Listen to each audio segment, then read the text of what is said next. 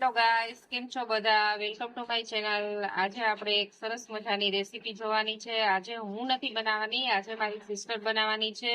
Sister special recipe છે. આજે આપણે જેના નામમાં સુખ સમાયેલું છે ને એવી સુખડી બનાવશું.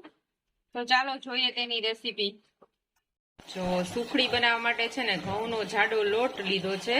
ઘઉંના જાડા લોટને આવી રીતે સૌપ્રમાણ ઘી લઈ અને ટીનનું જાડું થીક બોટમ વાળું હોય ને જે વાસણ એમાં આવી રીતે શેકવાનો છે. એકદમ બ્રાઉન થઈ જાય ને ત્યાં સુધી શેકવાનો છે. ઘઉંનો જાડો લોટ લેવાનો છે અને ઘીમાં શેકવાનું છે. જો આવી રીતે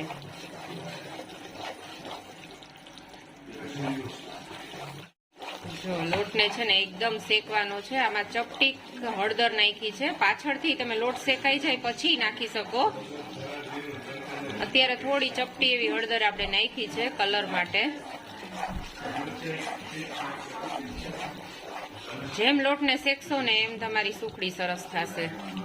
હવે છે ને આ સુખડીને વધારે હેલ્ધી બનાવવા માટે છે ને કાજુ, બદામ, પછી મખાના, અખરોટ એ બધાનો પાવડર કરીને આમાં એડ કરી દીધો છે.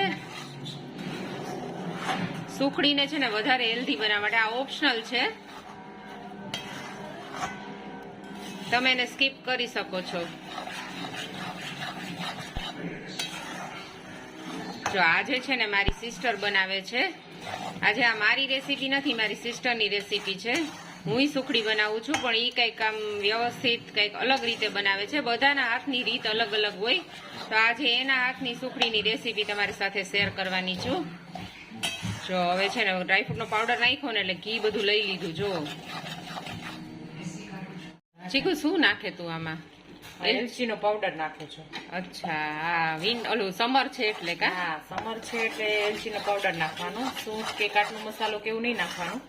બાકી વિન્ટર હોય તો તમે કાટલો મસાલો છે, સૂંઠ પાવડર છે એવું બધું નાખી શકો. હા, તો આપણે સરસ આમ વસાણા બધા નાખીને બનાવીએ. પણ અત્યારે સમર છે એટલે એલચી ઠંડી. એલચી હવે શેકાવા આવ્યો છે આમ તો. હા, હવે શેકાવા આવ્યો છે. હવે બસ થોડીક વાર છે પણ લોટ તો વધારે શેકવો પડે. તો ચીકણી ન લાગે.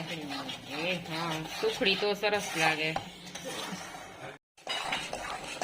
હવે જો આટલો બ્રાઉન થાય ને એટલો લોટ શેકવાનો.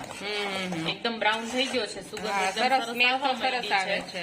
હવે ગેસ બંધ કરી દીધો છે તો આપણે થોડી વાર હજી એને હલાવવાનું. ગેસ બંધ કરીને આમ થોડું હલાવશો એટલે એકદમ એકરસ થઈ જાય સરસ. કારણ કે હજી કડિયું ગરમ હોય ને થોડું હલાવવું પડે. પછી થોડો ઠંડો થાય ને 10 મિનિટ પછી એમાં ગોળ નાખવાનો. હાલો, તો હવે આપણે ગેસની ફ્લેમ ઓફ કરી દીધી છે ને? હા, કરી દીધી છે.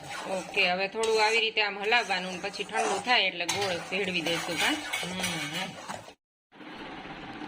હવે થોડુંક ઠંડુ થઈ ગયું છે.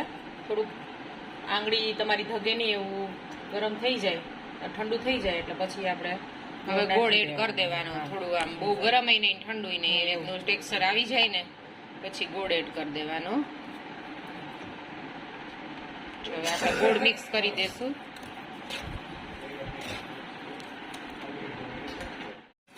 તો આપણે ગોળ છે ને વ્યવસ્થિત મિક્સ કરી લેવાનો છે.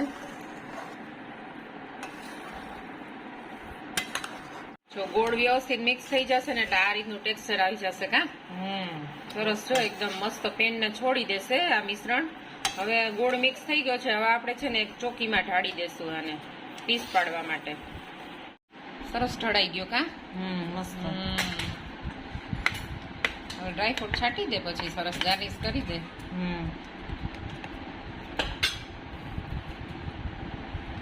જો આપણો છે ને ગોળ પાપડી સુખડી સરસ. ગોળ પાપડી કહી શકાય. અમે અહીંયા કાઠિયાવાડમાં તો ગોળ પાપડી કહીએ ને સુખડી કહી શકાય. જો હવે એને ગાર્નિશ કરી દેશું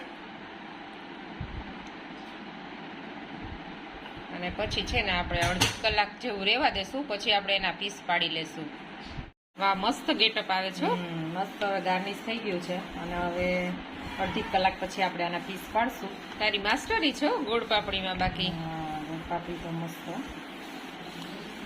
જો આપણી છે ને સુખડી ઠંડી થઈ ગઈ છે ને આવી રીતે આપણે ચાકુથી પીસ પાડી લેશું. એકદમ આપણી મસ્ત એવી સોફ્ટ એવી પોચી રૂ જેવી સુખડી તૈયાર છે જુઓ